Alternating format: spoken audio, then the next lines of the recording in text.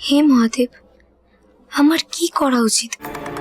এমন করে বলছেন যখন, বিশ্বাস করাই উচিত নয় কি? ভুল তো মানুষ মাত্রই হয়। তাই বলে যে অনুতপ্ত, তাকে কি আরেকখানা সুযোগ দেওয়া চলে না?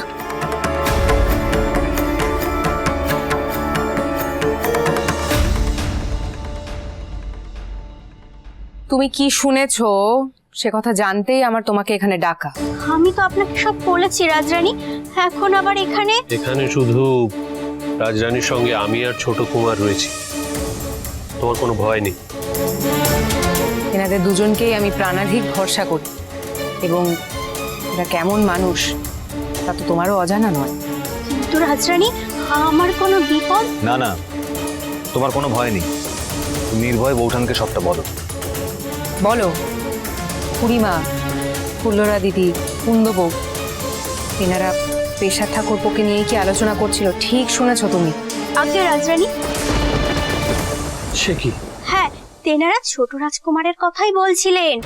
বলছিলেন বিপদ হতে পারে, ঝুঁকির কাজ করতে হবে, তাই তান্ত্রিক বাবার রক্ষা কবচ নিয়ে তেনার কাছে পৌঁছে দিতে হবে। এই কথাই তো বলছিলেন রাজরানী। তার মানে প্রসাদ দাদার মৃত্যু নিয়ে এতদিন বৌঠানকে মিথ্যা দোষারোপ করা হয়েছে। ঠিক আছে, তুমি আসতে পারো।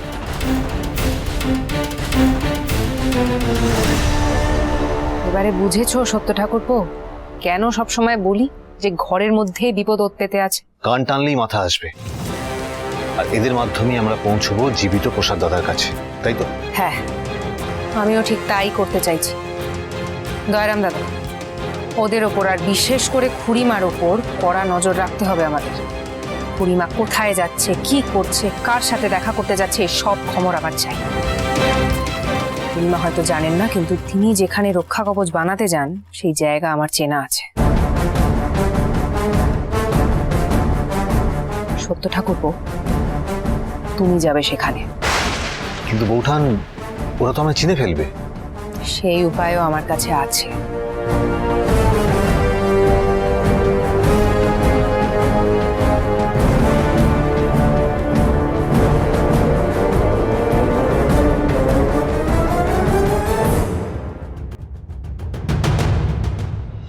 আয় আয় তাড়াতাড়ি আয়, পা চালাবো।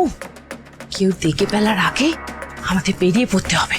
বাইরে নন্দ অপেক্ষা করছে আমাদের নিয়ে যাবে বলে। চল। হ হ, ওহন আর কেউ আসবো না, হগলে তারা আর নতুন জামাইরে নিয়ে ব্যস্ত। চলেন চলেন।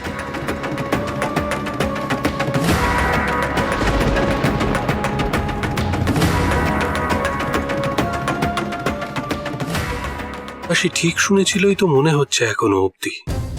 বাকি কাজ এবার ছোট কুমারের। তিনি সজাগ থাকলে মনে হচ্ছে আজকের রাতে অনেক সত্যি সামনে আসতে চলেছে। রাজরাজেশ্বরী রানী ভবানী, সোম থেকে রবি প্রতিদিন বিকেল 5টায় স্টার জলসায়।